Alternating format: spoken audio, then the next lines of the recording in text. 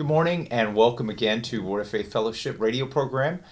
Today we have a great program for you. You're going to hear powerful testimonies from Steffonza and Sabrina. And it is amazing what God has done in their lives. God brought them to Spindale, North Carolina, to our church many years ago, all the way from North Carolina coast. And you're going to hear all about their journey and how God has come to them. Their life was going the wrong way, but God came and brought them the right way. So it's going to be a wonderful morning. And so let's go ahead and start off with Steffonza. Go ahead. Good morning, brother. I'm Steffonza McIntyre. It's grateful to be here this morning. Like Mark said, my testimony, I can start back, as small growing up. Never really had a whole lot. I always had a desire of God in my heart. I knew that. I knew He was real, but I didn't know what it meant as far as actually knowing Him. I was raised up in church, and I remember up to the age of 18, that senior year of school, my life really took a different, directions. I went to smoking, I went to hanging out, with relatives and friends at clubs, drinking, and I remember just to share the goodness of God. I didn't see it as the goodness of God then. At one time, my life, well, actually more than once, but my life was at the point of being over. I remember my senior year of school. I remember skipping school, going to the beach with a friend of mine and a relative of my wife's, and we got out on this beach. I get out on this big inner tube, he and I drinking, and I get so far out at sea, and I realize everybody's real small. Well, my friend had sense enough to get off the tube when he felt himself getting out too far, and I go out floating, and then I get to the point to where I realize I can't bring this thing back in. So I decided to let go of the inner tube and try to swim back to shore. Well, I got nowhere. I went down, and I fought my way back up, and I went down again, I remember, and I fought my way back up again.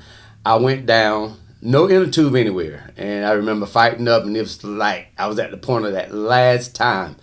And fighting coming up, my arm went straight through the center of that inner tube, and I pulled myself up, and a wave came, and it washed me from that point all the way up to my feet hit the sand on that shore.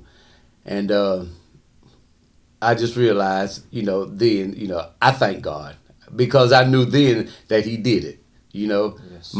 Although my heart still wasn't at that time to serve Him, but I knew He existed. I knew He was real, but my heart was just not ready to serve Him. I mean, it really wasn't. I just enjoyed my sin. It's pretty much what it boiled down to. So I go on with my life. I go on in my sin. I eventually graduate from high school, and I went in the military, come back, and I eventually goes to running, not only going to nightclubs, now I go to running a nightclub. I remember certain instances where there were situations where I could have ended up in prison, or I could have ended up in the grave. God spared me from those, but I still love my sin. I just kept right on going. And one night, I was at another club, and there was a situation going on, and a relative of mine was involved. And I remember walking towards that situation, and the gun went off. And I stopped, and it's like I was in a world by myself. Everything sounded different. Everything seemed different, like it was in slow motion or something. But anyways, I started to walk, and I realized a pain hit me So I grabbed my abdomen. Well, I was thinking maybe it was something I ate. I never been food poisoned, but I've heard about food poisoning, and I thought maybe that's what it was. Maybe a bad crab or something. So um, I stand up. I start walking again. I take a couple steps, and this pain hits me again. Well, when it hits the second time, and I grab myself, I realize I'm wet around my abdomen area. And I look at my hand and I realize, Mark, I'm short. You know, Right. my hand is red. My shirt was red, so that's why I couldn't physically see it in the beginning. And uh, but anyways, I was taken to the hospital with some friends of mine. A hospital I didn't want to go to. Um, the service of it to me, was more life threatening than the actual shot. I was really afraid to go to that hospital, but they panicked. They wanted to get me somewhere as quick as they could. It was the closest one. So I never lost conscience. I walked to the car. We went to the hospital. Um, they worked on me there. But in the middle of all this, I felt, I don't know, I felt a peace. Even though in the natural looked like my life was in a threat, which it was, but I had a peace that I was going to be okay. I didn't recognize where that was coming from. You know what I'm saying? But Right. now I know it was actually God. Right. It was His keeping power was what I was feeling, and um, so I stayed at that hospital. They checked my IV. They were asking me questions, who I was, who's the president, what day it was, and I just didn't feel like I was getting the help I needed. So I finally told the doctor, can you please transport me to the hospital in Wilmington? That's where I really wanted to go, and they wouldn't. So my thought is, Lord, they're gonna keep me here till I die. I mean, I'm really getting afraid for my life now. And well, my blood pressure got to the point to where they finally had to transport. Did I, they find where the bullet was? Was the bullet still in you? Was it lodged in you, or did it go all yes, the way through? yes, the bullet actually hit me on the left side of my chest, and it went through to the right side. Okay. Um, So you still have the it bullet in literally, you. I did. You're at the hospital. You're hoping they know what they're going to do and get it out. So. Exactly, exactly, and it's like they're doing nothing but asking me questions, Right. and it's like I'm getting frustrated, I'm getting scared. Right. I could understand. And they couldn't. I guess they was afraid to put me on anesthesia because of my condition. That's my thought. So they had to cut me to make a drain. I didn't realize what it was then, but I had that done with no pain medicine. Now you talk about the grace of God. That was very painful, Right. but God still, He endured me through that. Um, I remember a doctor patting me on the shoulder. He says, "You're gonna be okay."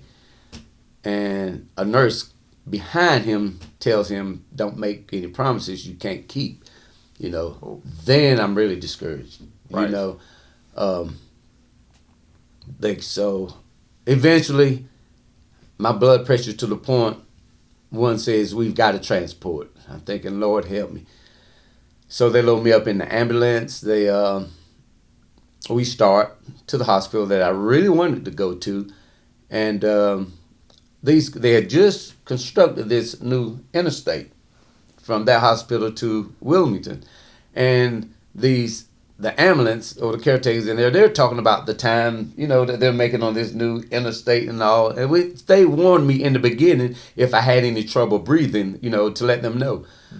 So they're going on about the time they're making, and and they're really enjoying this interstate, this new road, and all of a sudden, my breath is gone. I can't breathe, and I can't say anything. They're communicating with each other, and I'm like, what am I going to do? So I waved the covers, and it finally got his attention, and he turns to me. He says, "You're having trouble breathing?" I nod my head, and he picked me up, and I guess it was my lungs filling with fluid or blood or whatever, and that's Right. what I began to start throwing up. And so I got my breath back. I got to the Wilmington Hospital. They gave me care there. I went straight into surgery. Oh, and that same night while I was in Wilmington at the hospital, we were expecting a baby. Well, my wife comes in. Well, she wasn't my wife then, but she come in behind me. So here we are. We're both in the hospital. I'm fighting for my life, and she's giving life. She was there having a baby at the Yes. same hospital. Yes, at the same hospital. You're over there getting a bullet out of you while she's Yes. having your baby. Exactly. Why weren't you with your wife at the hospital instead of at a nightclub? I know, right? Well, she actually, Mark, she wasn't. She was at home. She was at home. Okay. Yeah. So she was about to Right. come to the So hospital. yes, so It I'm at the wasn't club time. by myself. Okay. But And it wasn't time for me to have the baby yet. So when I heard about the gunshot with Steffonza, so a lot of people came to my house where I was. And they told me Steffonza's been shot. It sent me into labor. Okay. It wasn't time for me to deliver. Okay. Right. So it forced me into labor. So when I heard of it, they took me straight to the hospital because I started contracting. So you're both at the hospital then. We're both at the Labor hospital. and bullet. And yes, Yeah. yes, and but I had surgery. All went well. The bullet, they told me, went through my lungs. I found out later, and right up under my heart. It was a few centimeters from my heart, and it stopped just on the right side. During this first surgery, they didn't actually take the bullet out. They did an exploratory to see what damage was done on the inside. So once I got home from that surgery, I remember laying on my bed, and the bullet was like right up under my skin, and I would sit there and I would just flip it. Right. It was just right up under my skin over here. But I eventually had it removed. But anyways, again, that was the keeping power of God on my life. Right. I'm Absolutely. out there loving my sin, just like a lot of people are today. Right.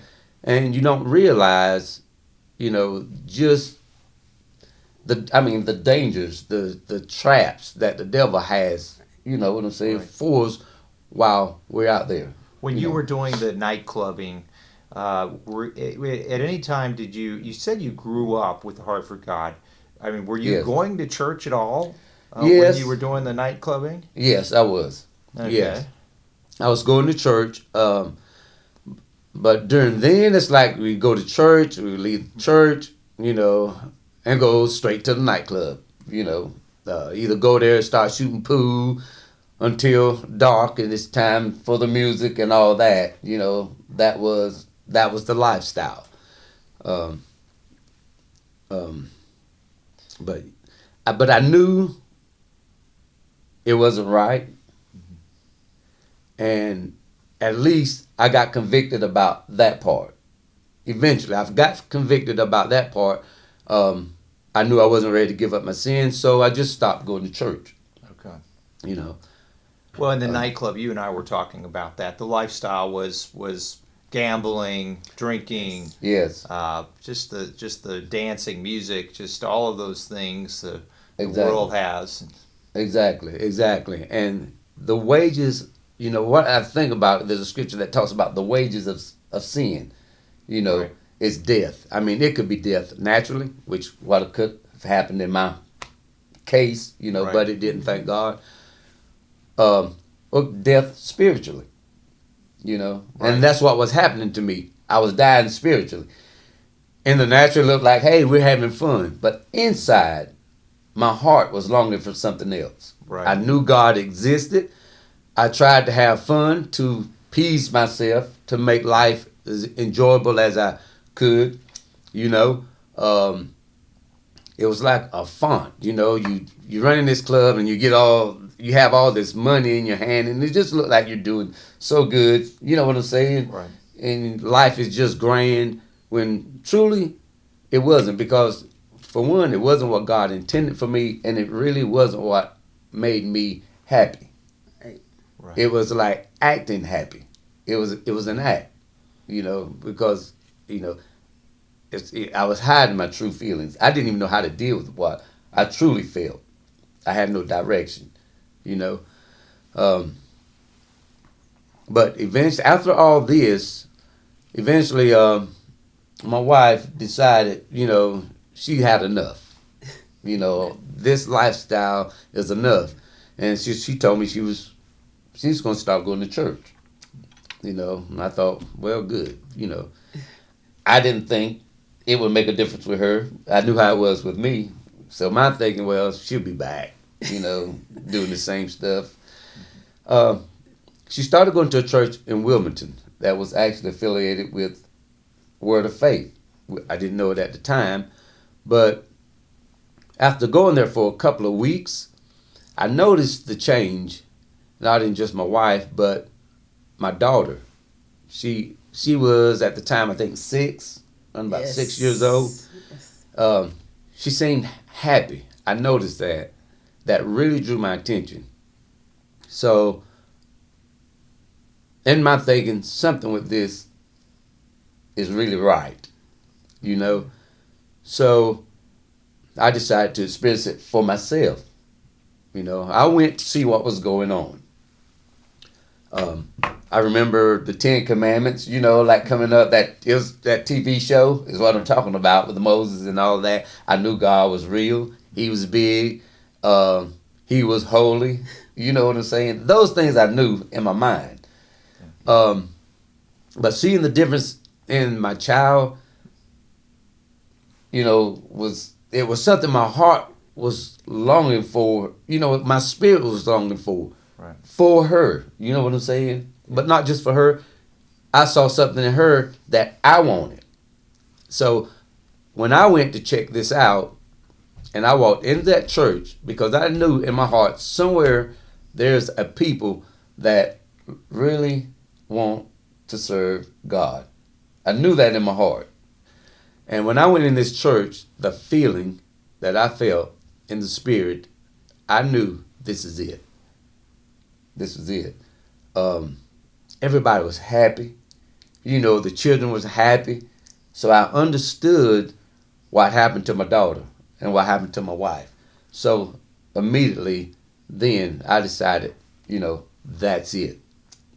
I left the nightclub. I was smoking. I stopped the smoking. I stopped the gambling. I'd even tried drugs. All of that, it just left.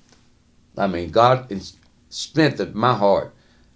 Obviously, he was working on my heart when I didn't even know it or realize it. You know what I'm saying? To walk away from all of that like I did, I know now that was a work of God that was taking place in my heart. Because Absolutely. he knew what my heart wanted. Yes. Even though I didn't. And he gave it to me. That's right.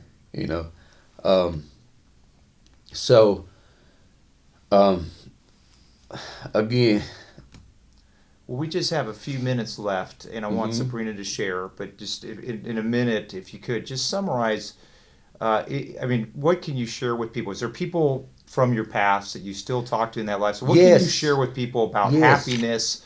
You thought you had happiness. Yes. How are you now with being happy and satisfied? What can you tell people out there that, like you were, they were going to church, and then, like you said, you were going to church and then the nightclub after the church, and well, what can you just kind of summarize in a minute with people out there to know what real happiness is, what real purpose is? Real happiness, real purpose is serving Jesus, seeking Jesus, knowing who he is. When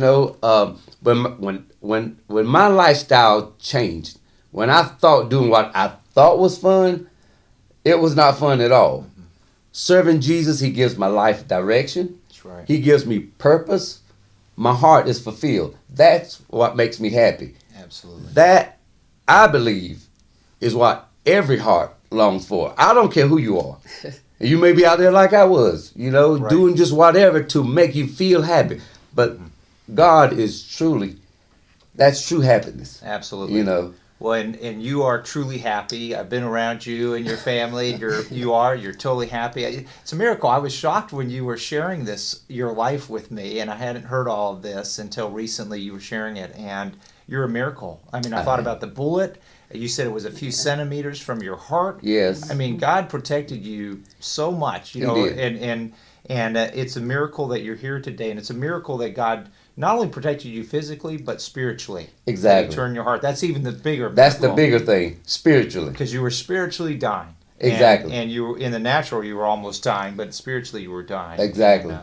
So Sabrina, we have some time left. You share with us about your testimony. Okay, hi, Rutherford County. So, just to back up a little bit with Steffonza, because we weren't married. So, when I told Steffonza about that change, I actually had an experience with God is what brought about the change. So one night, because we moved from Brooklyn, New York to New Jersey to the coast. So when we moved here, my grandmother she was a Christian, and then my mom started going to church. So I knew about God. Okay, I knew about God. I knew things about God. I knew He was real, like Steffonza said. So, going through that, when I got older and I started having a relationship with Steffonza, I kind of got out there. I just went to the clubs, and he would run the clubs, so I would be a part of the clubs. And I would say of my mom has 5 children. I think I was a chief sinner, really, because I was the worst. I was in and out of, I went to jail for like 2 weeks. So, and then, I had things going on. I was smoking marijuana. I was drinking. And so all that was a part of that club life. Because that's what we knew. Growing up, that's what you're a part of, is the club life. So one particular night, because Steffonza and I, we would go back and forth with relationship and, just back and forth. And so not long after we had our first child, we were split up, things like that. And that's what you do when you're in the world. You get mad, you blow up, and then you separate for a while. So I remember going to my mom's house. And back then, I had these different personalities. One minute I wanted to be blondie, then the next minute I wanted to have red hair. I didn't know what I wanted. So I shaved all my hair off, and except for a portion of it, it was red as a firecracker. So I went to my mom's house, and I walked in. I was dressed terribly, and I wasn't even taught that way. Like, I did everything that she taught me when she knew. I did total opposite. Like, I did total. I can't even tell you why I did it. I just did it. And I know now that it was demons.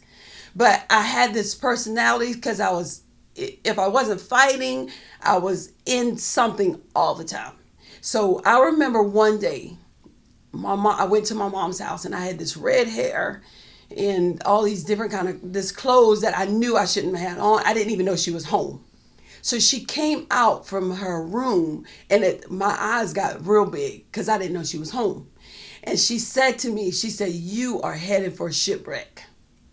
And I didn't say a word because I was very respectful of my mother. I respect my parents, my mother. And it kind of gripped me when she said it. And I took it in because I knew she was a Christian. I knew my mom, whatever she said, something was going to happen. So she said that, and it gripped my heart for a few moments. It kind of put some fear in me, like, what's going to happen to me when I leave here? So I left that particular day. I didn't say anything. She just told me that, and I got in my car and I left. So this was probably on a Thursday. So on a Friday night, I went out with my friends, because Steffonza and I, we were not together. So I went out with my friends, and I got so high off of marijuana. I didn't know this at the time, but it was laced with something, either embalming fluid at the time or cocaine. I'm not sure. But I remember I had an apartment, and my oldest daughter, and I had a son, he was 17 months. I went home, and the apartment that I had no windows in the room because it was like a Head Start building. That was what I lived in. They made a Head Start building with apartments. So I went in that room with no windows. I can't even tell you. I think my children were with my mom or with his mother. I went in the room that night. I don't even remember how I got home. I don't remember how I got home. But I remember laying in that bed. I was so high. I didn't know if I was going to come down. I didn't know if I was going to die. I didn't know if I was going to live. But I remember inside what my mom had said. And I remembered inside, I can call on God. When I said, God, in myself, I couldn't even talk. But in myself, I said, God, if you bring me down off this high, I promise I'll serve you. In my heart, Mark, I can't even tell you, I couldn't even speak it out. But it was inside of me that it was a voice. It was inside of me. When I said that, I fell asleep. When I woke up, I knew what had happened to me that night. But I was surprised that I was still alive. I was surprised. I was totally transformed that night because I knew God did something. Right. I knew it. It did something. And something happened to me. From that day, I went back to my mom. We had conversations. She said, you need to go to church. I said, I don't want to go to church because I got red hair. She said, I don't care. You're going to church. Because I knew I wanted something best for my children. I knew I had promised God. When I did, I went to this church, and it was New Covenant at the time in Wilmington. And I met with the pastor, Sue Doughty was her name. I wept and I cried because I knew the path that I was on, I was going down the wrong path. So when I started going to church, to Sue's church, I came back to Steffonza about 2 weeks. I said, listen, me and my children, we're serving God. You can do what you want to do. You can go where you want to go, and you can have whoever you want to have. But as for me and my children, we're going to serve God. It's great. That's what happened. Transformation. And John the 3rd chapter, when Nicodemus did not know how to be changed, God said, unless you're born of the water and of the Spirit, you will never see God. That was reality to me. That was the point that I started to change. And I know at that age that when I changed, people were shocked. They came to because I was the chief sinner, okay? Let me tell you, Burgal, you can ask Steffonza, they knew Sabrina. I mean, it was bad, right? But when I changed, shocked. You talking about shocked. Steffonza can tell you. Shocked. When they came to my door, it was a group of people came to my door because it was time to drink. It was time to party, whatever. I said, you know, the things I used to do, I don't do no more. They said, what do you mean? What's wrong with you? I said, nothing's wrong with me. I said, the things that I used to do, I don't do anymore. That started to change. And from that day to this day, anytime I go through a hard time, I think about God's goodness. I think about his grace. I think about his mercy, because we all have those moments. That's right. Very powerful, Sabrina. Thank you so much for sharing. And you shared such a key about being born again. You know, you tried it. You knew about God. Your mom raised you about God, but you just had this whole lifestyle that was opposite. You said, I don't know why, but I just went the opposite. I just did. And until you actually became born again. And I love what you said about Jesus said, you have to be born again, born anew, born in the Spirit. And what happens, both of you have seen this in your lives, when you were truly born again, your life was totally transformed. Yes. All of a sudden, you think differently, you feel differently. Yeah. You don't want the whole lifestyle in the dark pits of the nightclubs and the drinking. And, you know, you can probably look back now and see just absolutely what a pit is. Why would I want that when you have true life in Jesus Christ? So, what a powerful testimony. You both are absolute miracles. And thank you for sharing. You are hearing from Word of Faith Fellowship, and that's Steffonza and Sabrina that have just shared with you. God has done such miracles in their lives. And so we are on this program every Monday, Wednesday, and Friday, 8:30 to 9. We have so many more testimonies. We actually just finished a series on near-death experiences, and you can actually watch these testimonies. We're videoing these radio programs, and you can go to our website. It's wordoffaithfellowship.org. You'll see lots of great videos. Thank you very much.